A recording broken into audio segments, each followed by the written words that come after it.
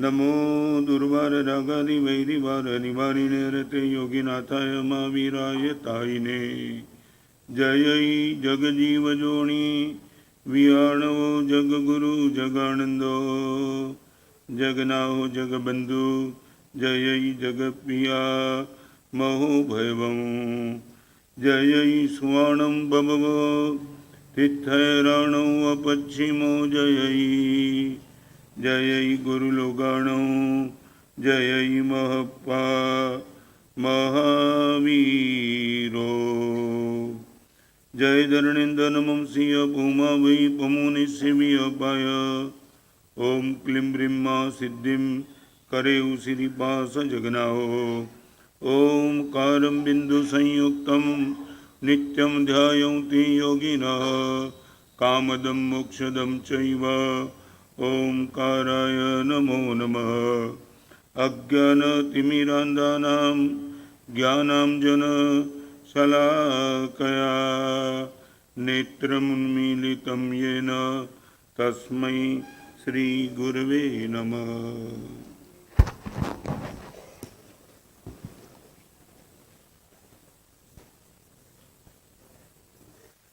राष्ट्रीय हित चिंतक 266 पुस्तक के लेखक प्रखर प्रवचनकार परम पूज्य आचार्य भगवान विजय रत्न सुंदर सुनी महाराज साहब, उपस्थित साधुगण, उपस्थित साध्वी जी गण के चरणों में सकल संघ का कोटि कोटि वंदन। ब्रेन बैलेंस एक विषय सबके लिए, लेकिन स्पेशली प्रोफेशनल्स के लिए। हमारे बीच प्रोफेशनल्स पधारे हैं। सर्वप्रथम दीप प्रज्वलन के लिए मैं विनंती करूंगा हमारे इंस्टीट्यूट ऑफ चार्टर्ड अकाउंटेंट के श्री अनिल जी पारेख, हमारे हाईकोर्ट बार एसोसिएशन के एडवोकेट डागा तथा आईएमए के और दलवी हॉस्पिटल के एडमिनिस्ट्रेटर अविनाश जी दो कृपया पधारे दीप प्रज्वलन के लिए।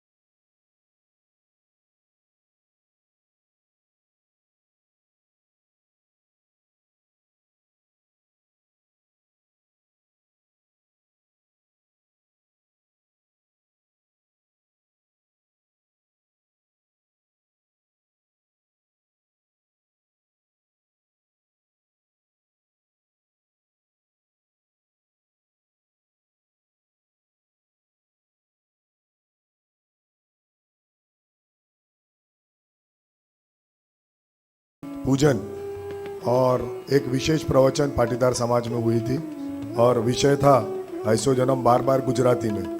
पहली सीडी ये नागपुर की गुजराती की विमोचन के लिए और सरस्वती पूजन, ऐसी 2 सीडी के विमोचन के लिए मैं विनंती करूंगा अनिल जी पारेख, डागा जी और डॉक्टर डोग से कृपया वो विमोचन करें उस सीडी की।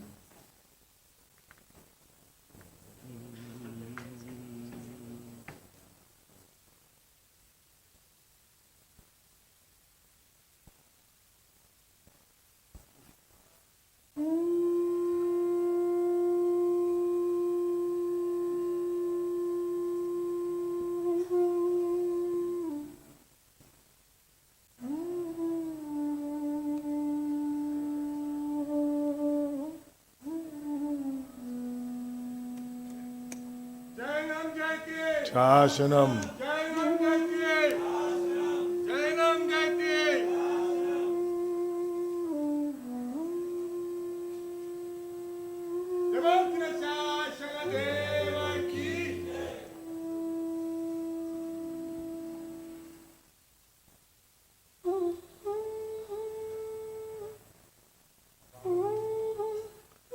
रविवार का विशेष प्रवचन अब ब्रेन बैलेंस।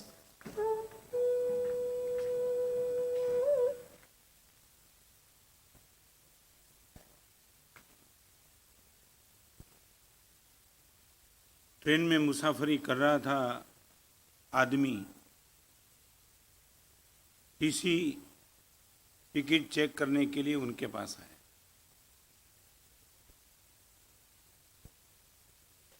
टिकट देखने के लिए अपनी जेब में हाथ डाला, जेब में से टिकट नहीं निकली।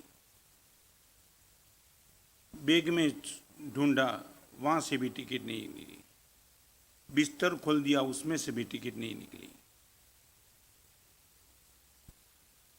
टिकट ढूंढने का उनका प्रयास देख करके टीसी को लगा निश्चित उनके पास टिकट तो है ही। फेस रीडिंग टीसी समझ जाते हैं और सीधा बोल दिया कि भाई कहीं इधर उधर हो गई होगी, देखने की ढूंढने की जरूरत नहीं है, मैं आगे जाता हूँ।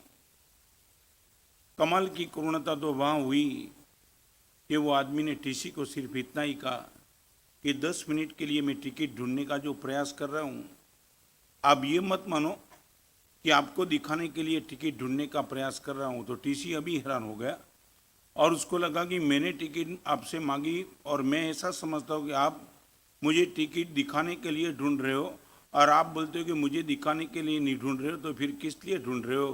तभी इस आदमी ने इतना कहा कि किस स्टेशन पे मुझे जाना है मैं भूल गया हूँ, इसलिए टिकट ढूंढ रहा हूँ। शायद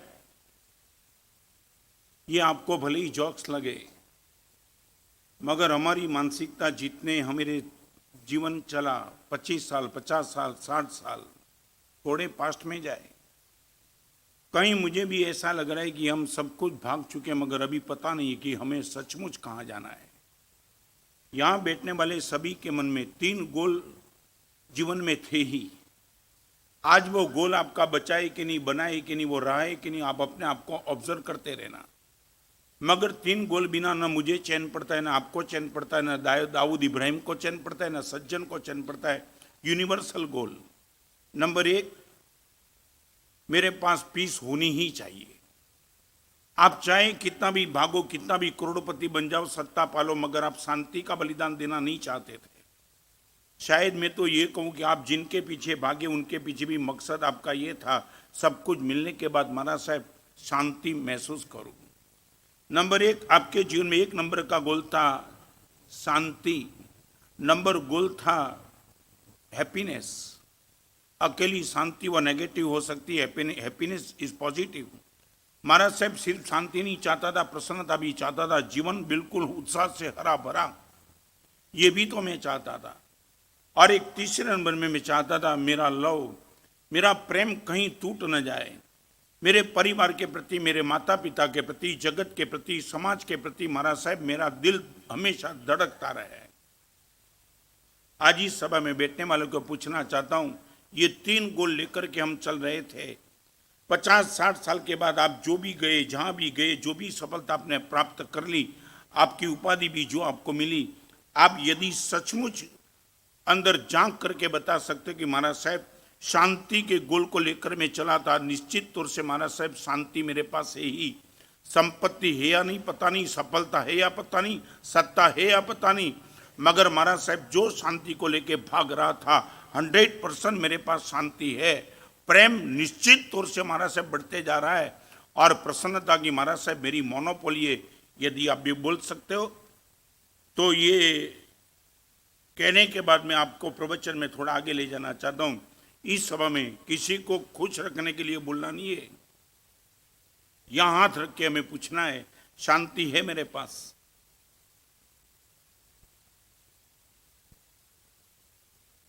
पैसा बढ़ने के बाद परिवार के प्रति मेरा प्रेम बढ़ा, दुश्मन के प्रति प्रेम तो छोड़ो, परिवार के प्रति प्रेम था, वहां भी शंका पैदा होने लगी है।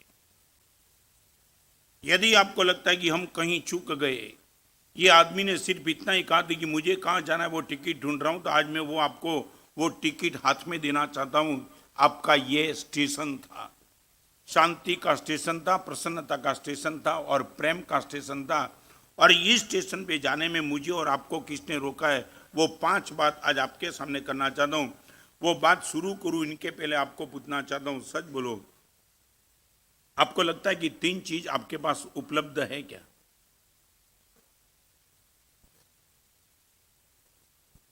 आप जवाब देंगे, आनंद आएगा। सच बोलो। Okay, I would like to know from you why not. जिस गोल को लेकर के तुम चले थे, यदि वही गोल से तुम दूर चले और जिस टाइम आपको पता चला कि अभी मैं लक्ष्य भ्रष्ट हो रहा हूं, उसी टाइम आप रुक क्यों नहीं गए? एक बात बताऊं, वर्धमान नगर भंडारा रोड पे ये इसी जगह पे प्रवचन के लिए आप आए और आते आते रास्ते में आधे रास्ते आपको पता चला कि ये तो गलत रास्ता पे मैं जा रहा हूं, आप 1 मिनट में रास्ता बदल देंगे कि वही रास्ते पे चलते? हाँ, गारंटी के साथ आप बोलते महाराज साहब जिस टाइम पता चला कि मैं जिस जगह पे जाना चाहता हूँ ये तो रास्ता अलग जगह पे जाता है, आप 1 मिनट में रास्ता चेंज कर देते, महाराज साहब अभी वो रास्ते पे नहीं। तो मैं आपको पूछना चाहता हूँ कि जीवन में इतने आगे बढ़ने के बाद आज आपको पता चला कि शांति, प्रेम और प्रसन्नता का बलिदान में दे के आगे बढ़ रहा हूँ, तो जिस टाइम आपको पता चला उस टाइम आपको रोकने के लिए किसने मजबूर, आप क्यों नहीं रोके और फिर भी क्यों आगे चले? आज आपको पता चलता है कि महाराज साहब जी शांति को लेकर, प्रसन्नता पाने के लिए और प्रेम बढ़ाने के लिए महाराज साहब जीवन में इतनी आपाधापी करके बैठा। महाराज साहब आज वो तो सब हाथ से चला गया। शांति बढ़ने की बात छोड़ो, महाराज साहब जो थी वो भी तो कम हो गई और वो भी खत्म हो गई। आज पता चला कि कब से पता है।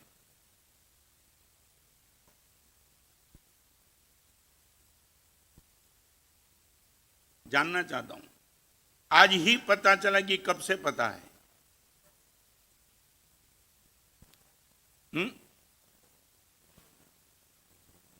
तो अभी मैं आपको पूछना, जब भी पता चला तो आपको रोकने में किसने रोका था? रॉन्ग साइड पे गाड़ी जाती है, आप 1 मिनट में एक्सीलेटर को पैर उठा लेते हैं, या तो ब्रेक लेकर पैर लगाते हैं या तो रिवर्स गियर में आ जाते हैं। माना साहब अभी उस रास्ते पे नहीं, रॉन्ग साइड, 100% रॉन्ग साइड, अभी जाने का प्रश्न ही कहां है?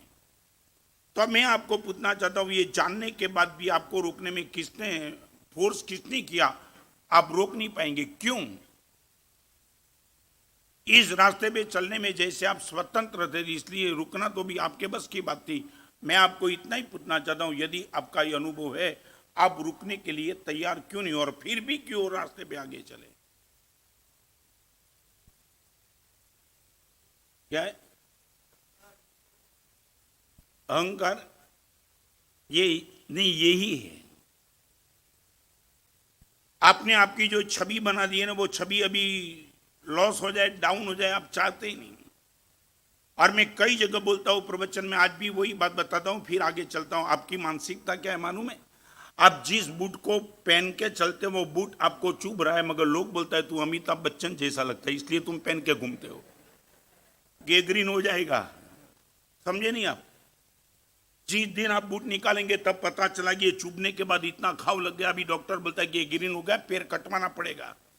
ये 50 लोगों ने तुम्हें बोल दिया तो अमिताभ बच्चन जैसा लगता है, इसलिए तुम इन लोगों के ओपिनियन को पाने के लिए तुम बूट पहन के बैठे और अंदर तुम खत्म हो गए। तो मैं आपको पूछना चाहता हूं, आपको ओपिनियन चाहिए कि एक्सपीरियंस चाहिए?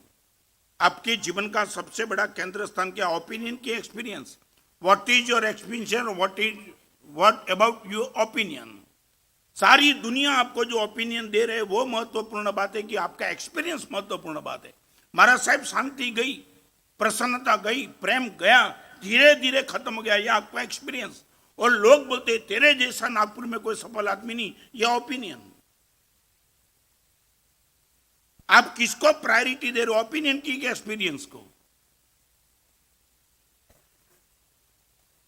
क्या है? कोई धक्का नहीं मारता, तुम्हें जाना है नहीं इसलिए दूसरे का नाम देते हो। कोई आपको धक्का नहीं देता है, आपको बैठने का मन ही नहीं होता है, इसलिए आप भागते फिरते हो। वही बात मैं कहना चाहता हूं, जीवन में सबसे महत्वपूर्ण बात है, दुनिया कोई भी ओपिनियन मेरे लिए दे, मगर मेरा एक्सपीरियंस क्या बोलता है, बस यही बात। आपको मालूम है, यहाँ भी डॉक्टर भी बैठे, अभी डॉक्टर मरीज को बोले कि मुझे बहुत अच्छा लगता है, तो मरीज क्या बोलेगा, डॉक्टर मैं दुखी हूं, आपको अच्छा लगे क्या हुआ, मेरा इलाज करो, यही होगा कि नहीं? मरीज के लिए डॉक्टर सर्टिफिकेट देगा, वो महत्वपूर्ण होगा कि मरीज का अनुभव महत्वपूर्ण होगा? डॉक्टर ये बोलेंगे कि तेरे शरीर में कुछ नहीं है, फिर भी वो मरीज बोलेगा डॉक्टर आपको लगता होगा, मगर मैं तो खुद महसूस कर रहा हूं, मुझे लैब में भेजो, कहीं भी भेजो, मगर कुछ इन्वेस्टिगेशन करो। हॉस्पिटल में जाने के बाद डॉक्टर मरीज डॉक्टर का ओपिनियन नहीं मानता है, खुद के एक्सपीरियंस की बात करता है। ये मेरा दर्द है, सर में दर्द है, पेट में दर्द है, पैर में दर्द है, आप इनका इलाज करो। मैं आपको पूछना चाहता हूं, हॉस्पिटल में ओपिनियन काम नहीं लगता है, एक्सपीरियंस काम लगता है। तो आपके जीवन में ओपिनियन को इतनी टॉप प्रायोरिटी देने के पीछे आपके मन का भाव क्या था? मे बी पॉसिबल लोग हम जैसे साधु के लिए ओपिनियन अच्छा नहीं भी देते, ये बाबा बन गया, साधु बन गया, बेकार। ओके, हमने हमारा जीवन ओपिनियन से नहीं बना, हमने एक्सपीरियंस से बनाया है। We are now really totally happy. सारी दुनिया ऊपर से नीचे आ जाए, करोड़ों रुपया मेरे सामने रखे, देखने के लिए तैयार नहीं। ये क्या ताकत लेकर के बैठे थे कि करोड़ों रुपया की ऑफर करने वाले के बाद देखने की ताकत नहीं, लेने की तो बात ही नहीं आती है। ये ओपिनियन, जिस ओपिनियन को लेकर के 46 साल से मैं साधु जीवन में मस्ती से घूम रहा हूं, तो मेरा जीवन ओपिनियन पे है, ओपिनियन पे नहीं है, एक्सपीरियंस पे है। और आपने आपकी जीवन शैली बनाई सिर्फ ओपिनियन को लेकर के, सामने वाला क्या कहेगा मेरे लिए, ये आपके जीवन का गोल बन चुका है। इसलिए शांति अंदर की चीज थी, प्रेम अंदर की चीज थी, प्रसन्नता अंदर की चीज थी, वो लोगों को दिखाई नहीं पड़ती थी। लोगों को दिखाई पड़ती थी आपकी सत्ता, आपकी संपत्ति, आपकी सफलता, आपकी ताकत, और यही लोगों के सामने लग रही थी, इसलिए आप इनके पीछे भागे। और इस उम्र में भी लगता है कि महाराज साहब निश्चित रॉन्ग साइड पे जीवन की गाड़ी चली गई। और मैं एक बात कहना चाहता हूं, गाड़ी कितनी भी रॉन्ग साइड पे चले, रिवर्स में आने की संभावना है।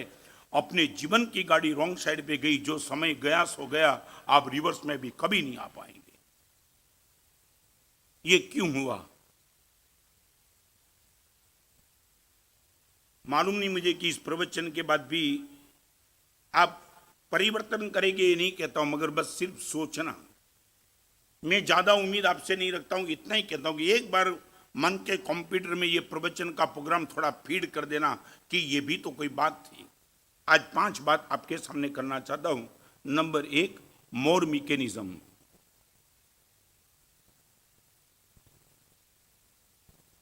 जितना जीवन में बढ़ चुका है, मशीन का उपयोग इतना बढ़ चुका है, इतना बढ़ चुका है। एक समय था पत्र लिखते थे, दीपावली में भी कुछ लिखते थे। आज शायद इस सभा में बैठने वालों को एक प्रश्न पूछूं, सच बोलो, आपने आपके हाथ से, आपने आपके खुद के हाथ से पत्र किसी को लिखा वो कितना समय हो गया? 25 साल। ओहो, मैं तो समझा 1-2 साल बोलेंगे, ये तो रिकॉर्ड तोड़ दिया नागपुर में। माने हाथ को कोई दिक्कत है कि पेन बिगड़ी हुई थी? I would like to know from you why 25 साल। एक पत्र में प्रतीक्षा रहती थी। जब किसी का पत्र आता था, वो कवर पर उनके एड्रेस के अक्षर देख करके अंदर में एक उष्मा पैदा हो जाती थी, वो ये इनका पत्र है। अभी तो कुछ पढ़ा भी नहीं, मगर वो लाइव आदमी मेरे पास आता था। आज भले तुम SMS करो, मगर वो आत्मीयता, वो संबंध, वो लगाव बिल्कुल नहीं। तो मैं आपको पूछना चाहता हूं, इतना ज्यादा मैकेनिज्म आपके जीवन में क्यों आ गया? अभी तो आपकी तो मैं क्या बात करूं, कभी कभी तो दुख होता है। इस बगल में एक ही बिल्डिंग में, एक ही कमरे में, एक ही फ्लैट में रहने वाले एक दूसरे से मोबाइल से बात करते हैं।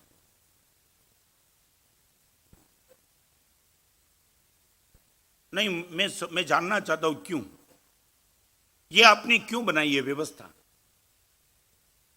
एडवांस टेक्नोलॉजी का इतना थी कि तुम मोर चले गए, एक मर्यादित बराबर है, मगर ये मोर मैकेनिज्म आपके जीवन में क्यों आ गया? वाई? क्या जरूर क्या थी? क्या है? Okay, I agreed with you. मुझे एक बात बताओ, समय की बचत है, मगर बचे हुए समय में करना क्या है? तूफानी।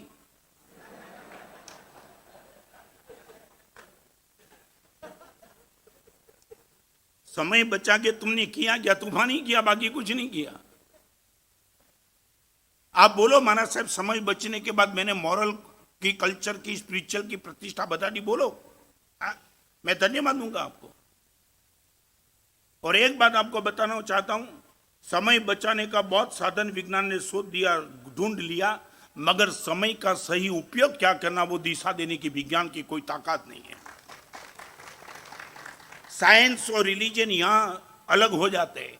समय कैसे बचाए, वो हर काम साइंस ने कर दिया, मगर बचे हुए समय में क्या करना वो धर्म ने ही बताया, बाकी किसकी ताकत नहीं है। और ये मैं आपको पूछना चाहता हूं, सच बोलो, आपके पिताजी के पास कम संपत्ति थी, कम मशीन था, फिर भी जितनी प्रसन्नता थी, आज ज्यादा पैसे होने के बाद, ज्यादा मशीन होने के बाद आपके पास वो प्रसन्नता नहीं है जो आपके पिताजी के पास थी। आप इसमें सम्मत हो मेरे साथ? ये क्यों? हाँ, क्यों नहीं है?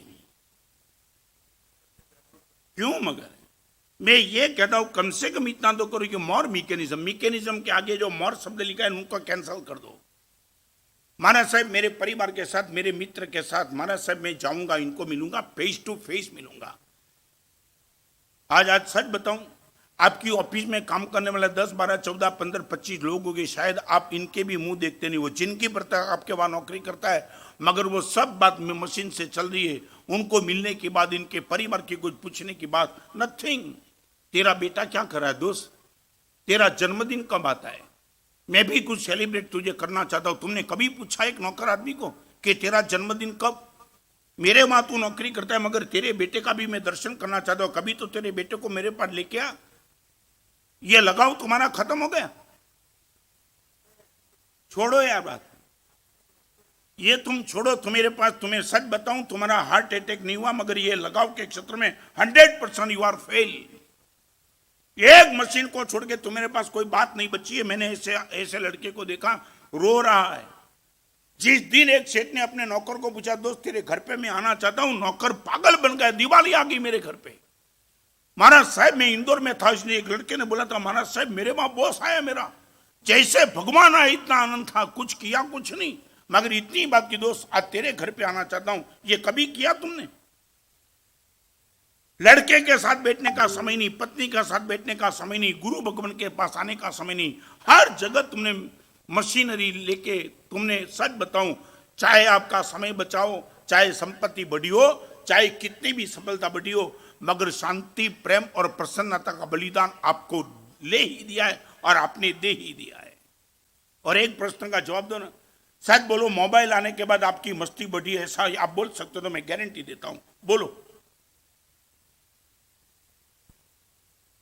एक तो मुझे यह बताओ, मोबाइल आपकी सुविधा के लिए था कि सामने वाले की सुविधा के लिए?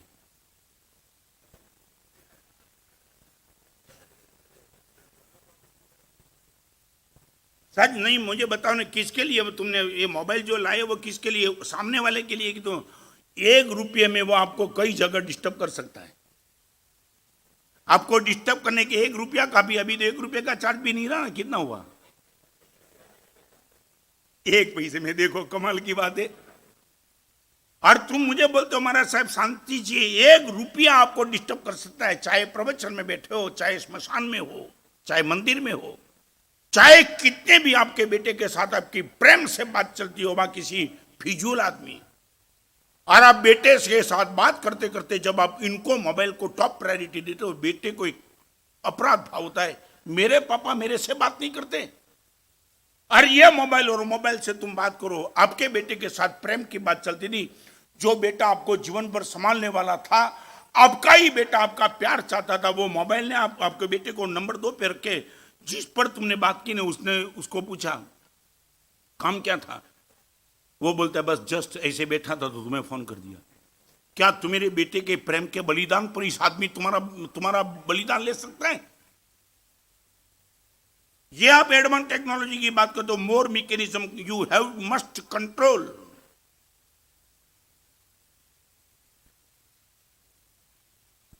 आप इतना कर सकते हो, छोटी सी बात, प्रैक्टिकल। आपके परिवार के किसी भी सदस्य के साथ आपके घर में बात चलती हो, तब किसी का भी मोबाइल आवे, आप इनको बोल देना, आप 10 मिनट के बाद बात करता हूं, ये परिवार के बात का बलिदान मत देना। It is possible. फिर रिपीट करूं, परिवार के किसी सदस्य के साथ आपकी फेस टू फेस बात चलती है, उसी टाइम किसका मोबाइल आया है, उनको बोलो 15 मिनट के बाद, परिवार को मत बोलो कि 15 मिनट के बाद। इतना नहीं कर सकते क्या?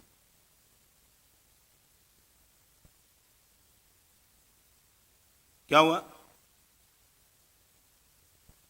शुरू करना। देखो अर्जेंट, परिवार को छोड़ के भी कोई अर्जेंट है? माने तुम्हारी अर्जेंट की डेफिनेशन भी पता नहीं लगता कि what is the urgent. Okay okay, ऐसी बात है तो मैं भी बोलता हूं कि जरूर जाओ, मगर ऐसा कोई नहीं है तब क्या? ओके, आप ये सिर्फ पेशेंट के हिसाब से ये मोबाइल लेते हो यूं नहीं। अरे मैं तो आपको क्या बताऊं, कई लोगों को तो मोबाइल आता है ना, तो मोबाइल में सबसे पहले देख ले किसका है मोबाइल, पत्नी का। अभी अभी बात करती है, खत्म करो। सारी दुनिया से बात करना है मगर परिवार से बात नहीं करना है।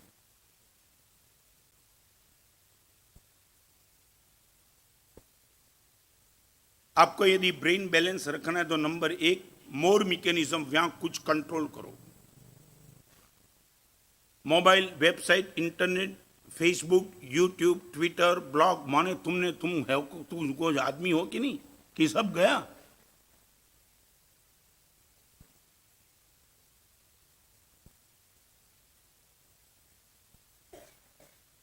मैं जो मानता हूं सच बोलो, आपके दिमाग में कुछ बैठती है बात?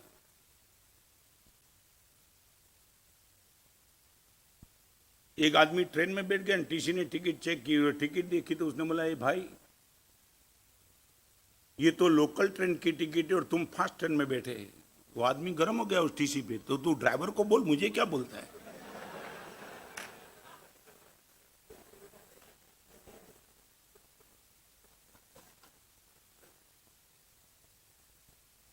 तुम्हारी यही मानसिकता है, मैं ड्राइवर हूं, आप मुझे बोलते हो धीरा बोलो महाराज है थोड़ा।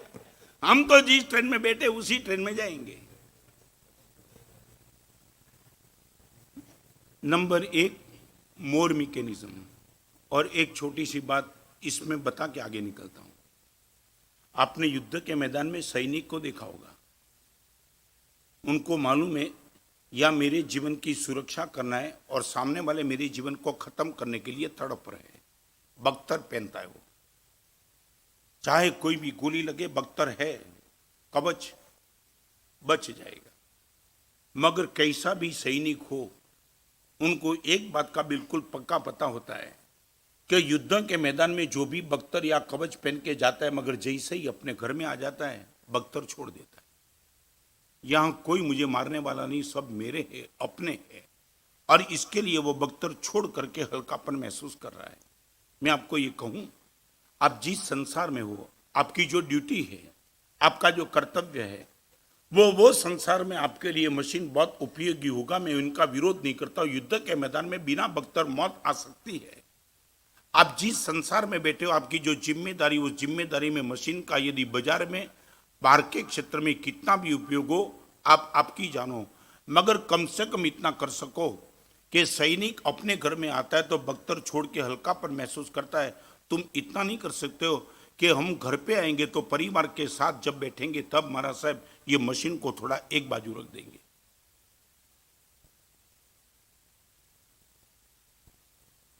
डिफिकल्ट के पॉसिबल, ओके, एक प्रयास करना। मैं ज्यादा नहीं कहता हूं, एक बार प्रयास करना। आपके बेटे को बोल देना कि बेटा जब तक तेरे साथ में बैठा हूं तब तक ये मशीन तेरी और मेरे बीच में व्यवधान खड़ा नहीं कर पाएगा। गैर आप कभी देखना, बेटे के चेहरे पे जो चमक आएगी, पहली बार उनको लगेगा पिताजी का आज मुझे प्यार मिल रहा है। हर समय ये मशीन को टॉप प्रायोरिटी और सभी का बलिदान, गुरु का बलिदान, भगवान का बलिदान, धर्म का बलिदान, शांति का बलिदान, परिवार का बलिदान, ये कहां तक उचित है। ब्रेन बैलेंस रखना है, मोर से बचो।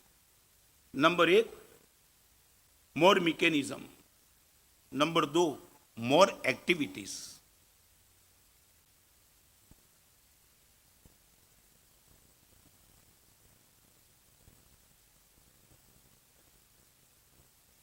What is the poison?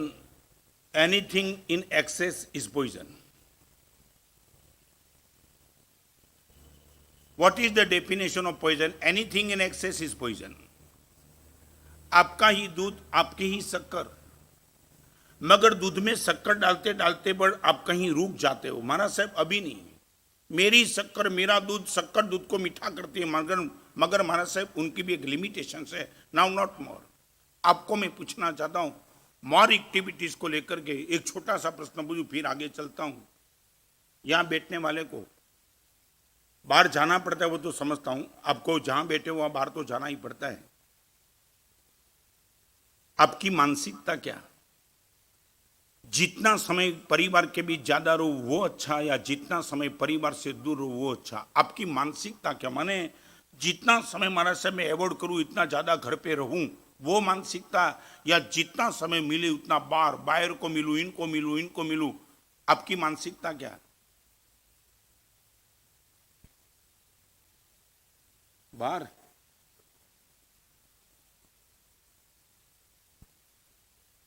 सच बोलो, ये क्यों?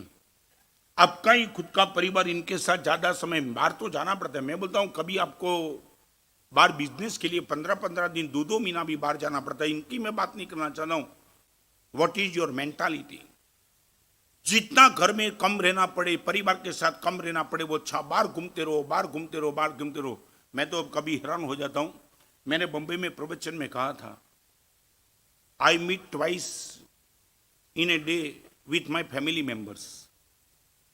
मेरे 12 साधु है, 13 साधु, हम सब एक दिन में 2 बार मिलता हूं। I meet twice in a day to my family members. तो मैंने बम्बे में प्रवचन में एक बात कहा था कि एक काम करो, परिवार के साथ यदि जुड़ना है तो कम से कम सप्ताह में एक दिन तो पूरा परिवार एक साथ बैठो। क्या कमाल की बात! बम्बे में एक लड़के ने जवाब दिया, महाराज साहब हम तब तक ही जुड़े रहेंगे जब तक सब बैठेंगे नहीं, तब तक। एक बार हमको सबको एक साथ बिठाओ, महाराज साहब तूफान ही होगा। अच्छा है हम नहीं बैठते। वो कमाल।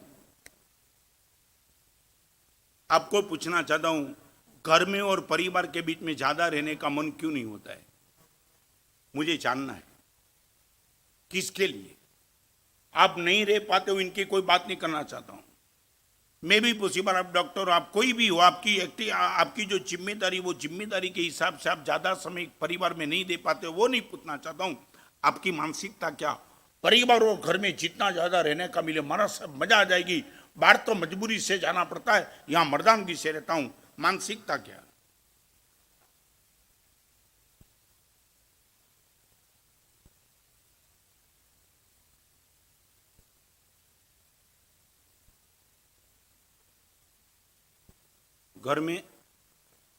घर में प्रेम नहीं रहता है तब आप जो बोलते हो उसमें मैं थोड़ा रिवर्स करता हूं। बाहर बहुत जाते हो इसलिए घर से प्रेम मिलना बंद हो गया।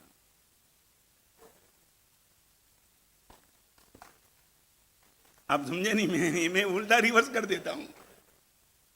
आप ये बोलते हो कि महाराज साहब प्रेम नहीं मिलता है इसलिए परिवार में बाहर जाते हैं। मैं बोलता हूं बाहर घूमने का बहुत तुमने ज्यादा किया, तब से परिवार में प्रेम मिलना बंद हो गया। आपको एक बताऊं, मुझे मालूम नहीं निखिल भाई हिंदी में क्या कहा जाता है मालूम नहीं। आप बगीचा में, उद्यान में गए हो ना, वहां छोटे लड़के होते हैं ना, वो उचक नीचक पाटिया बोलते, क्या बोलते उनको? सीस हो, हाँ ठीक है, जो भी बोल। उसमें आपने देखा होगा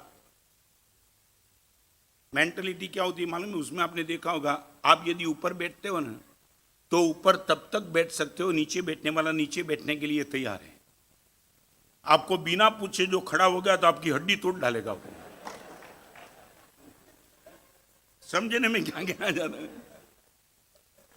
आपको यदि ऊपर बैठना है तो उसको हाथ जोड़ते ही रहना पड़ेगा, भाई बैठना। और यदि तू खड़ा हो जाए तो मुझे पूछ के खड़ा होना, ताकि पता चले नहीं एकाएक। तो क्या होता है, कभी वो ऊपर, कभी आप ऊपर, कभी वो ऊपर, कभी आप ऊपर। मैं आपको बताऊं, ये जॉक्स नहीं है, ये परिवार को संभालने की सबसे बड़ी श्रेष्ठ कोटि की टेक्निक है। कभी आप ऊपर, कभी आपके परिवार का कोई सदस्य नीचे, कभी उनको ऊपर उठाओ, कभी आप नीचे रहो, और एक दूसरे का कॉपरेशन रहा तो ये गेम चलती रहेगी। यदि कॉपरेशन खत्म हुआ तो किसी के भी दो हड्डी टूटना पक्का ही। मोर एक्टिविटी, मैं सच बताऊं, आपकी एक्टिविटी पर थोड़ा कंट्रोल करो। मैं रात को 9:30 बजे के बाद किसी को नहीं मिलता हूं। This is my deadline. और कितना भी प्रवचन करता हूं, 266 पुस्तक पहुंचाई, इतनी एक्टिविटी के बावजूद भी मेरे परिवार के मेंबर की एक को भी शिकायत नहीं कि गुरुदेव हमसे समय नहीं दे रहे। I have full time from them. उनको समय देकर के, उनको प्रेम देकर के, सब कुछ बना के जो बता है उसमें मैं एक्टिविटी मजे से करता हूं, कोई विरोध नहीं है। एक्टिविटी तो मेरी भी है, मगर एक्टिविटी में किसको टॉप प्रायोरिटी देना वो तो यदि आपको सोचना पड़ेगा। मैं आपको पूछना चाहता हूं, आपको कभी लगता है, और अभी तो क्या बताऊं, एक्टिविटी जिनके जिनमें ज्यादा होता है ना, वही तो समाज में प्रेस्टीज वाला माना जाता है, समझे नहीं।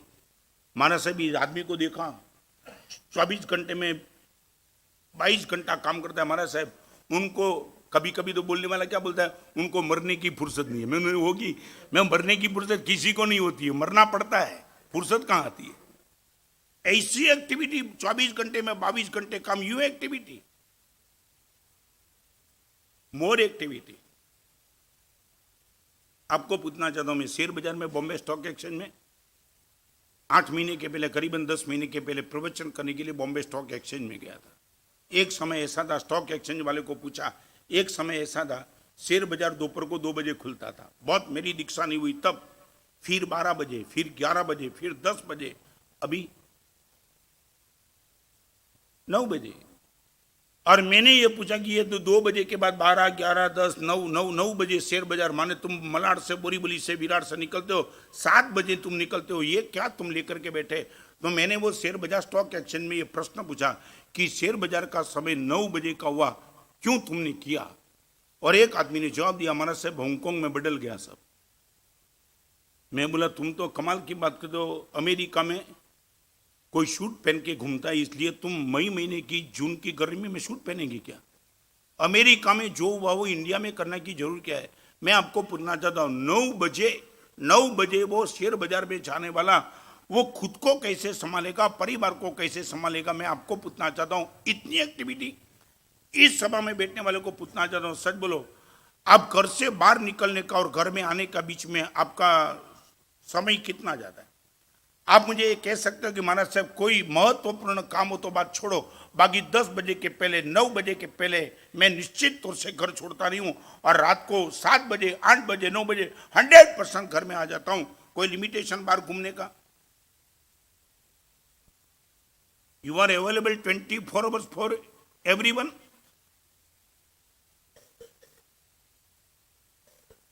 मुझे जवाब चाहिए।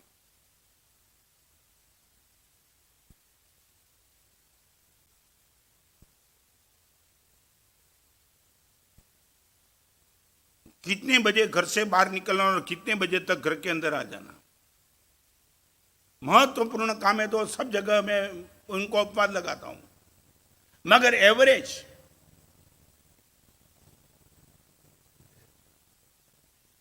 क्या जवाब।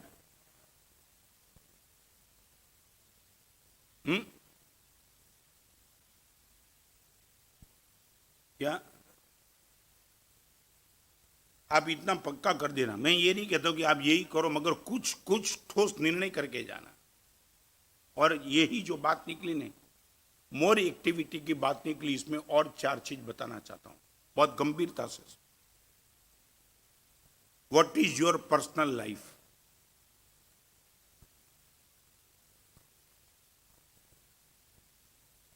मेरी खुद की पर्सनल लाइफ है। मैं अपने आप को ऑब्जर्व करता हूं कि साधु बनाऊं तो जिस गोल को लेकर के बनाऊं, गोल के नजदीक जा रहा हूं, दूर जा रहा हूं, वहां स्टेडी हूं, अपने आप को ऑब्जर्व करते रहता हूं, शांति में हूं, मस्त हूं। ये सब मैं अपने आप को चेक करके, कहीं भी उल्टा सुल्टा होता है तो मैं अपने आप को थोड़ा चेक करके, यदि सही रास्ते पे हूं, मजबूत बन के खड़ा रहता हूं, और कहीं लगता है कि कुछ कमी है तो उनको मैं सुधार देता हूं। जिसके पास मोर एक्टिविटी होती है उनकी पर्सनल लाइफ कोई नहीं बनती ही नहीं, is no time. Number 2, what is your family life. Number 1 personal life, number 2 आपके पास फैमिली लाइफ क्या। महाराज साहब मेरी धर्म पत्नी, मेरे 2 बेटे, मेरे पिताजी, मेरी माताजी, या तो मेरे भाई, जो भी परिवार 4-5 सभ्य आपके परिवार के साथ है, उनके साथ आपका अटैचमेंट, ट्यूनिंग कितना, फैमिली लाइफ कितनी। आपके परिवार का हर सदस्य आपसे बहुत संतुष्ट है। आपका बेटा ये बोलता है कि महाराज साहब मेरे पप्पा जैसे पप्पा बहुत कम लोगों को मिला होगा, महाराज साहब मैं इतना मस्त हूं मेरे पप्पा को प्यार पा करके। आपके पिताजी बोले कि महाराज साहब मेरा बेटा कमाल करता है। कभी ना कभी बाजार में जाने का मौका भी होता है, मगर मैं कहता हूं कि बेटा आज मेरा स्वास्थ्य कुछ अच्छा नहीं है, मेरे पास बैठ, बेटा सब कुछ कैंसिल करके मेरे पास बैठ सकता है। मैं आपको पूछना चाहता हूं, what is your family life? मैं आपको कोई रिमांड पे लेने के लिए बात नहीं करता हूं, मगर ऑब्जर्व करने के लिए आपके सामने विकल्प रखता हूं।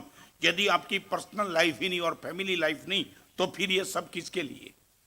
ये किसके लिए? किसके लिए तुम पागल बन के भाग रहे हो? मोर एक्टिविटी आपकी ये 4 चीज का बलिदान ले लेगी। आपकी पर्सनल लाइफ को करीबन करीबन वो खत्म कर देगी।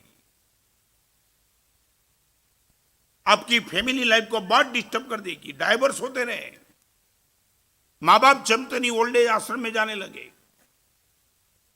वो माँ बाप बोलते कि बेटा थोड़ा तो बैठ मेरे पास, नहीं इतनी मीटिंग है, यहां जाना है, वहां जाना है, वायर के पास जाना है, सौदा करना है, अरे मेरे साथ तो बैठ। आपको मैं सिर्फ इतना कहना चाहता हूं, सिर्फ इतना, आपकी कमजोर स्थिति में आपके माँ बाप ने आपको जितना समय दिया उतना समय तो कम से कम इनकी कमजोर अवस्था में देते चलो।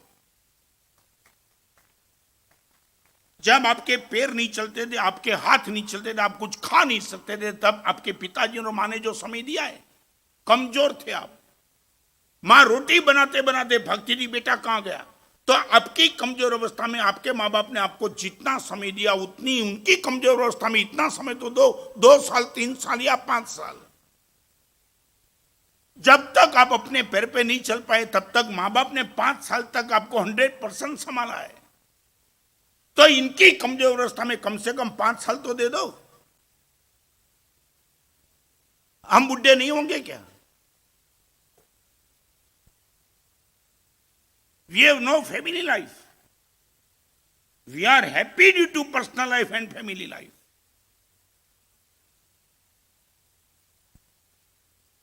सारी दुनिया को मिलने का, मैं आपको बताऊं, वेदना से कह रहा हूं, 2 करोड़ का प्रॉफिट होगा तो 1 नंबर का गुंडा जैसा बायर है, गुंडा। वो व्यभिचारी भी है, वाइन भी पीता है, वेश्याओं के साथ जाता है, वो आपको पता है, मगर उनसे 1 करोड़ मिल रहा है। माने उनके लिए 3 दिन है आपके पास, और आपके पिताजी के लिए 3 घंटा नहीं आपके पास। I can't give you 3 hours.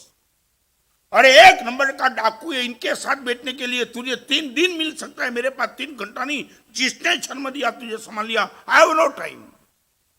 ये तुम बोल सकते हो? ये किसी ने नहीं, ये मोर एक्टिविटी ने ये सब बलिदान दे दिया है। अपनी एक्टिविटी पर कंट्रोल नहीं किया। महाराज साहब, ज्यादा से ज्यादा समय एक्टिविटी पे मैं कंट्रोल करूंगा, बाकी सब समय जिसको भी चाहिए उसको देखूंगा, मगर आपके पास है ही नहीं। और कमाल की बात है, डेफिनेशन बदल गई, मूल्यों की डेफिनेशन बदल गई। आज जितना जो ज्यादा बिजी है उतना वो सफल आदमी माना जाता है, कम बिजी माने वो बोलता है कि निकम्मा हो गया, क्या काम नहीं है कुछ। आपको मालूम निखिल भाई, मैं बताऊं, बम्बई में एक लड़का मेरे पास 3-3 घंटा बैठता था, लोग में बाजार में रूमर उड़ी है, कड़का हो गया लगता है। माने मेरे पास 3 घंटा बैठना वो भी उनके लिए ये प्रेस्टीज, ये निकम्मा हो गया लगता है, उसको कोई काम नहीं। उनको पूछते थे लोग। अरे कमाल की बात, श्रीपाल नगर में, वाल्केश्वर में, श्रीपाल नगर नहीं वाल्केश्वर में 9 से 10 बजे का प्रवचन, एक 36 साल का लड़का एग्जैक्ट 9 बजे आ जाए तो लोग इनको पूछे मंदी है क्या धंधा में? वो बोला क्यों? तो ये राइट टाइम पे आता है, कुछ काम नहीं है, माने लेट आना चाहिए।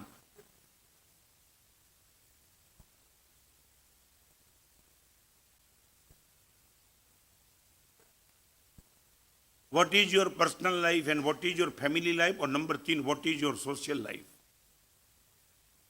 एक समय था सोशल लाइफ की ताकत थी। कहीं उठना होता था, कहीं शादी होती थी, कहीं किसी अच्छा बुरा प्रसंग होता था, आदमी खुद जाता था। चाहे वो आदमी छोटा था चाहे आदमी बड़ा था, मगर खुद की उपस्थिति रहती थी। समाज के बीच में हूं। आज बाईपास का ऑपरेशन 2 साल के पहले किया। मेरी पर्सनल लाइफ भी टॉप, फैमिली लाइफ टॉप, और आप सबके बीच में आता हूं, ये मेरी सोशल लाइफ है। मैं को उपेक्षा नहीं करता हूं। मैं मेरा साधु जीवन अच्छी से संभालते हूं, नहीं बिल्कुल नहीं, मेरी भी जिम्मेदारी है। जिस समाज ने मुझे इतने साल से संभाला है, मैं आपको पूछूं, मैं दिल्ली में था, सेक्स एजुकेशन के खिलाफ मेरी लड़ाई चल रही थी। एक गवर्नमेंट ने 2007 से पूरे हिंदुस्तान में 15 करोड़ बच्चों को फ्रॉम केजी सेक्स एजुकेशन देने का माहौल बनाया था, और इनके खिलाफ मैंने आंदोलन चलाया। सोनिया को मिला, राहुल को मिला, अडवाणी को मिला, ब्यूरोक्रेसी को मिला, और एक ब्यूरोक्रेसी ने मुझे बराबर महत्वपूर्ण प्रश्न पूछा, महाराज साहब एक प्रश्न का जवाब देंगे? आप ये सेक्स एजुकेशन के पीछे लगे, हम ये समझते कि आप तो जैन साधु हो। मैं कहूं हूँ जैन साधु, क्या पूछना है? और उसने कहा महाराज साहब आपने शादी भी नहीं की, आपके बेटे भी नहीं है, ये समाज में सेक्स एजुकेशन, आपने तो परिवार छोड़ दिया, समाज नहीं, आपने पूरा परिवार छोड़ दिया। माँ बाप भी आपके देवो स्वजन को छोड़ के निकल गए, फिर ये सेक्स एजुकेशन आया तो भी क्या, नहीं आया तो भी क्या, आपको क्या प्रश्न है? आप साधना जीवन को डिस्टर्ब करेंगे, सेक्स एजुकेशन के पीछे क्यों लगे हो? तब मेरा इनका जवाब था, दोस्त तेरी बात से मैं सम्मत हूं, समाज को छोड़ के मैं निकला हूं, मगर एक बात समझ ले, 40 साल से साधु बनाऊं, इस समाज ने मुझे संभाला है, समाज से इतना इनपुट लिया है तो आउटपुट देने की मेरी भी तो जिम्मेदारी है। और वो पत्रकार खुश हो गया, मैं समाज से अलग हूं मगर समाज को आउटपुट देने की जिम्मेदारी मेरी है। यदि तुम समाज के बीच में नहीं होता तो तुम्हारा आज ग्रोथ नहीं होता, गारंटी के साथ। तो मैं आपको पूछना था, मोर एक्टिविटी के बीच में सोशल लाइफ का क्या? What is your social life? हर जगह तुम मशीन से बात कर देते हो। अरे 28 साल का एक लोता लड़का किसी का शांत हो गया एक्सीडेंट में, वहां तुम्हें जाने का समय नहीं है। महाराज साहब मुझे कुछ नहीं, मैंने सब कुछ बना दिया है, सब व्यवस्थित हो जाता है। महाराज साहब फोन से बात हो जाती है, वहां ईमेल पहुंच जाता है, तेरे दुख में हम सहभागी है, जाने की फुर्सत नहीं। आपको पूछना चाहता हूं, what is your social life? समाज के हर छोटे प्रसंग में, महत्वपूर्ण क्षेत्र में, आपके ही ऑफिस का कोई नौकर हो, यदि इनके घर में कोई अच्छा प्रसंग आया, मैं आपको बताऊं दिल्ली में क्या चमत्कार हो गया। ये सोशल लाइफ पर मेरी बात चली तो एक लड़के ने मुझे पूछा व्हाट वी कैन डू। मैं बोला पूरे समाज की बात फिर करना। एक छोटी सी बात करना चाहता हूं, तेरी ऑफिस में जितने लोग हैं आप भी प्रयोग कर सकते हैं यदि if you would like to do. मैंने वो प्रयोग दिया। आपकी ऑफिस में काम करने वाले 5, 10, 12, 14 2 लोग हैं कि 22 लोग हैं, मैं ये पूछना नहीं चाहता, कभी कहीं 300 लोग भी होते। अब एक काम करो, हर नौकर को सिर्फ इतना बोल दो कि तुम्हारी लाइफ में कोई भी नया मेंबर आएगा तो 1000 रुपए का तनख्वाह बढ़ेगा। What I would like to say, you understood? क्या समझे? क्या कोई भी नया मेंबर आपके परिवार में आया तो 1000 रुपए का तनख्वाह बढ़ जाएगा। महंगाई इतनी जबरदस्त है। तो 3000 लड़के के बीच में प्रवचन था। एक लड़के ने पूछा महाराज साहब व्हाट इज द मीनिंग? मैं बोला हो सकता है आपकी ऑफिस में काम करने वाला कोई नौकर शादी नहीं हुई, कल इनकी शादी हो, आपकी सैलरी तो निश्चित है, और ये रोज रोज महंगाई बढ़ती जा रही है, यदि इनकम नहीं बढ़ेगी तो वो अपनी पत्नी को कैसे संभाल पाएगा? 1000 रुपए का तनख्वाह बढ़ाओ। शादी की है किसी ने, इनके घर में बेटा नहीं है, एजुकेशन इतना महंगा हो गया है, वो समझता है कि बेटे के बाप बनने के बाद मैं कैसे संभाल पाऊंगा। 1000 का तनख्वाह, परमानेंट मेंबर घर में यदि कोई आता है 1000 का तनख्वाह ज्यादा। मेरी सोच सिर्फ इतनी थी, मैंने भी नहीं सोचा था। और 4 दिन के बाद एक लड़का मुझे मिलने के लिए, हमारा साहब आपने जो नियम दिया मैं धन्य बन गया। मैं बोला क्या हुआ? महाराज साहब क्या हुआ? शायद आपने भी नहीं सोचा होगा। मैंने बोला तू बोलने क्या हुआ? महाराज साहब 2 दिन में, जिस दिन महाराज साहब वो सेठ ने डिक्लेयर कर दिया ना, मैंने ही डिक्लेयर किया महाराज साहब आपके प्रवचन के बाद, जैसे महाराज साहब बिना दीपावली का माहौल बन गया नौकरों के बीच में। सेठ कमाल कर दिया, 1000 का तनख्वाह ज्यादा चीज कोई भी परमानेंट मेंबर आवे तो। और महाराज साहब कमाल की बात तो कल रात को हो गई।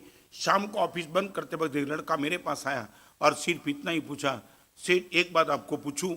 मैंने बोला क्या? सेठ आपके वहां मैं 12-14 साल से नौकरी कर रहा हूं, आपकी सैलरी ठीक बढ़ाते रहते हो, मगर इतनी सैलरी नहीं है कि मैं पूरे परिवार को संभाल पाऊं। मेरी कम सैलरी के हिसाब से मेरे माँ बाप मेरे साथ रहते थे, मैंने उनको यूपी भेज दिया था, मगर आपने जब बोला कि परमानेंट कोई मेंबर आता है तो 1000 का पगार बढ़ा दूं, मैं जीवन भर के लिए मेरे माँ बाप को बुला लूँ तो आप क्या 2000 के पगार बढ़ा देंगे? मैंने बोला दोस्त ओके। महाराज साहब कल इनके माँ बाप 12 साल के बाद बेटे को मिले। कमाल हो गया, कमाल।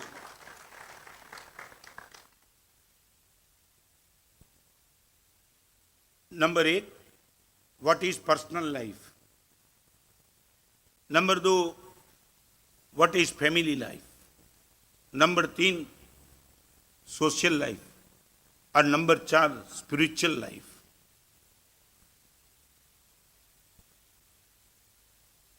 अंदर से मैं काम,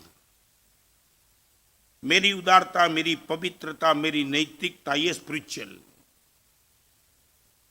ये पहले तीसरे नंबर की बात नहीं, चौथे नंबर की बात। नंबर 1 यदि मेरा पक्का है तो फिर नंबर 2 पे जाऊंगा, फिर नंबर 3 पे जाऊंगा और फिर नंबर 4 पे जाऊंगा। महाराज साहब खुद को संभाल लिया, परिवार को संभाल लिया, समाज के बीच में भी मेरी जिम्मेदारी थी। महाराज साहब मैंने सही ढंग से संभाली। मेरा कॉन्शियस कहता है कि समाज के प्रति मेरी जो जिम्मेदारी थी मैं बिल्कुल सही ढंग से उनका निर्वाह कर रहा हूं। अभी महाराज साहब मैं खुद के लिए भी सोचता हूं, मेरे जीवन की पवित्रता क्या, मेरे मन का क्या, इतना ही दूषित लेकर के मन बैठा है। मैं आपको पूछना चाहता हूं, मोर एक्टिविटी का 4 कलंक ये बलिदान लेकर ही रहती है, personal life, family life, social life and spiritual life. इसलिए मैं कहता हूं you have to control your activities. Brain balance क्यों नहीं है? ब्रेन बैलेंस कैसे आएगा वो नहीं कहना चाहता हूं, ये चीज आप अवॉइड करो, फिर देखो ब्रेन बैलेंस आकर ही रहता है। तीसरे नंबर की बात, number 1 more activities, number 1 more mechanism, number 2 more activities, number 3 more finance.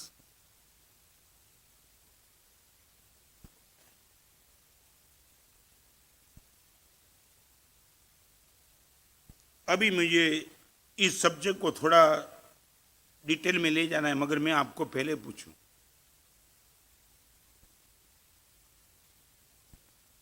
What is the deadline finance में?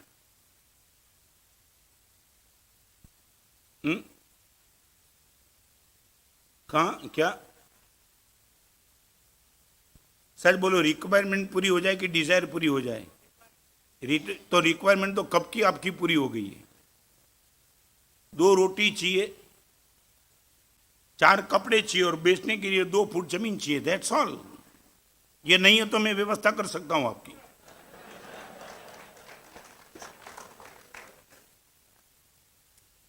या तो इतने बड़े लोग हैं, चंदा इकट्ठा करा दूंगा मैं। हाँ क्या है? ओके, सोशल लाइफ की डेफिनेशन के बीच में जब आपको लगे कि आपका खुद का कॉन्शियस बोले, मैं आपको बताऊं, आप रिक्वायरमेंट की बात करते हो, मैं आपको बताऊं, जब ये बात निकली था फाइनेंस की, मैं बोरडी में, माने गोलबड़ के बाजू में स्टेशन गोलबड़ और नजदीक बोरडी नाम का गांव है जहां मेरा चातुर्मास था। जिंदगी में तुमने ये सुना नहीं होगा, मैंने तो 45-46 साल के साधु जी में आज तक ऐसा एग्जाम्पल देखा भी नहीं, और नहीं मानता हूं कि मेरे जीवन की समाप्ति तक ऐसा कोई एग्जाम्पल मुझे मिलने के लिए मिलेगा। बंबई का एक लड़का मुझे मिलने के लिए, he was the blind totally, और एज ऑफ 30, और मेरे पास आकर के बैठ गया। पहचानता था बंबई में। मैंने उनको पूछा, दोस्त यहां हमारे साहब आज संडे है ना, बहुत दिनों से चाहता था कि आपका एक प्रवचन सुनने का मौका मिल जाए, तो आज व्यवस्था बना ली। महाराज साहब आ गया हूं। मैरिड था, एक बच्ची का वो बाप था, ब्लाइंड होने के बावजूद, और मैं इनको पहचानता था। धर्म के क्षेत्र में he was the really strong. मगर ये सब पूछने के बाद मुझे मालूम था कि इनकी आर्थिक पोजीशन कितनी बेकार है। तो मैंने उनको पूछा, दोस्त एक बात बताऊं, कहां नौकरी चल रही है? महाराज साहब बस आप बंबई से निकले तब जहां था ना वहीं हूं। सैलरी कोई बड़ी? महाराज साहब कोई जरूर नहीं है। मैं बोला कितनी सैलरी? 950, 950। बंबई जैसे क्षेत्र में रहने के बाद एक बेटी का बाप और अपनी पत्नी, उनके बीच में वो डॉम्बिवली रहता था। 950 रुपए की सैलरी में क्या हो सकता है वो आप समझ सकते हो। तो मैंने उनको पूछा, दोस्त 950 में कैसा लगता है? महाराज साहब एकदम मजा में, एकदम। कैसे? महाराज साहब एक बात बताऊं, परिवार के बीच में इतना ट्यूनिंग है कि महाराज साहब दूध पीता ही नहीं, मैं नहीं पीता, मेरी पत्नी भी नहीं पीती। महाराज साहब मिष्ठान नमकीन का प्रश्न आता ही नहीं। घर में महाराज साहब फैन नहीं है, टीवी की तो बात ही नहीं। दोपहर को महाराज साहब रोटी और दाल खा लेता हूं, सब्जी का प्रश्न नहीं है। महाराज साहब व्हीकल लाने का प्रश्न नहीं। मैं ट्रेन में जाता हूं तो महाराज साहब वॉकिंग डिस्टेंस 15 मिनट से मैं पहुंच जाता हूं। सुबह दूध नहीं, माना साहब एक कप चाय नाश्ता नहीं करता, माना साहब कंट्रोल कर दिया ना सब, एवरीथिंग ओके। माना साहब मैं बंबई से आपके पास आया हूं ना, आप मेरी सैलरी की चिंता, मेरे जीवन की चिंता मत करो। ये लड़का पूछ रहा है 950 का तनख्वाह वाला, मैंने बोला मैं कुछ नहीं कर रहा हूं, बस जस्ट पूछ रहा हूं कि तेरा जीवन कैसे चल रहा है। माना एकदम मस्त, भगवान की इतनी परम कृपा है कि माना साहब व्यवस्था मैंने ऐसी बना दी, माना साहब साबुन का उपयोग करता नहीं, 7 दिन में एक बार कपड़ा साफ करता तो माना साहब सब बैठ गया है। आपको पूछना पड़ता तो मैं आपके सामने सब खुला कर देता हूँ, बस इतना ही है माना साहब। तब मैंने उनको कहा दोस्त एक बात बताऊं, बम्बई से 4 दिन पहले एक लड़का मेरे पास आया था, वो 5,000 रुपया यहाँ किसी और को देके गया है, और उसने मुझे कहा है कि महाराज साहब कोई ऐसा कोई आदमी आ जाए जिनकी रिक्वायरमेंट हो, महाराज साहब मेरी ओर से उनको 5,000 वो दिला देना। आपकी छाती की धड़कन शायद बंद हो सकती है। और मैंने जब इनको कहा कि 4 दिन के पहले बम्बई वाले लड़का 5,000 रुपया देके गया है, और मैं चाहता हूं ये तू रख ले, 950 की सैलरी में तुझे काम आएगी। महाराज साहब मैंने पहले ही बोला ना, कोई जरूर नहीं है महाराज साहब, इतना बढ़िया चल रहा है, कोई जीवन के लिए शिकायत भी नहीं, परमात्मा ने जो भी दिया सब कुछ आई एम हैप्पी। मगर मैंने बोला तुझे जरूर नहीं है, मगर बम्बई वाला लड़का देके गया, मुझे किसी को तो देना है, तो लगता है कि तेरे जैसा अच्छा लड़का कौन होगा। एक और 950 की सैलरी में इतना सेटिस्फेक्शन लेकर के बैठा है, और एक और तू इतनी ताकत लगा के बैठा है, स्पिरिचुअल पावर तेरा जबरदस्त है। तेरी धर्म पत्नी जो साथ में बैठी उनको भी मैं धन्यवाद देता हूं कि तेरी व्यवस्था में वो भी तो सम्मत हो चुकी है। आज कौन ऐसी धर्म पत्नी मिले, इनकी आंख में धर्म पत्नी तो देखती थी, आंख वाली थी, इनकी आंख में आंसू आ गए।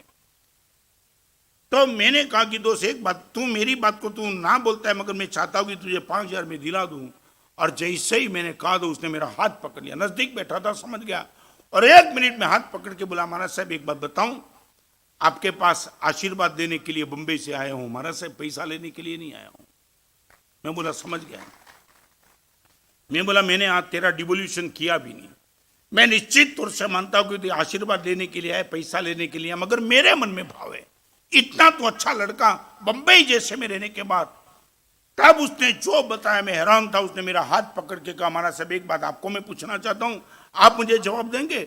फिर मैंने उनको पूछा तू क्या कहना चाहता है, तो उसने बोला महाराज साहब ऐसी लाइफस्टाइल महाराज साहब मैंने बना दी है, आप समझते हो दूध नहीं पीता हूं, सब्जी नहीं खाता हूं, लाइट नहीं, साबुन नहीं, टीवी नहीं, फैन नहीं, तो खर्च ही कहां रहा। आप ये मानते हो महाराज साहब 950 की रुपए की सैलरी में मेरा क्या चलता होगा। महाराज साहब मैं आपको बताऊं, 1 महीने के 950 की सैलरी में सिर्फ 600 रुपए का खर्च होता है, 350 मेरा बचता है। मेरे जैसा कोई आदमी आपके पास मदद के लिए आवे तो मुझे बोलना, मैं 350 उनको दे दूंगा। ये ताकत एक 950 की सैलरी में 350 का डोनेशन देने का मन, यू कैन बिलीव इट। मैं देने के लिए तैयार था, 5,000 ना बोल के बेटा महाराज साहब 350 का, मेरी आंख रो रही थी, वो देख नहीं पाता था। मैंने बोला दोस्त तूने साधु को रुला दिया, यह मर्दानगी लेकर के तू बैठा है। 3 करोड़ 10 करोड़ 20 करोड़ का टर्नओवर, फिर भी तुम बोलते हो और चाहिए, कहां तक। There is no deadline. तुम ये बोलते हो हमारे साथ दिमाग हमारा ठिकाना नहीं, इनका ये कारण है मोर फाइनेंस। और इस सभा में बैठने वालों को पूछता हूं आपके जीवन में मोर सफिशिएंट और इनफ शब्द कोश के कि आपकी जीवन की डायरी में है। आप किनको मोर कहेंगे, कब इनफ कहेंगे, कब सफिशिएंट कहेंगे, है आपके मुंह से निकलने वाला शब्द। चाहे कितना भी भोजन करने के लिए किसी समारोह में गए, आपकी अच्छी आइटम, मनपसंद आइटम, मगर वो देते रहेगा। आप एक समय बोलेंगे अब नहीं। गुलाब जामुन आपको बहुत पसंद है, मान लिया कि उसने गुलाब जामुन दिया, मगर एक लिमिट आ जाएगी, आप बोलेंगे अभी नहीं, नाउ नॉट मोर। भोजन करके उठेंगे आप, सामने वाला बोलेगा कैसा, सफिशिएंट, बस हो गया। मैं आपको पूछना चाहता हूं संपत्ति के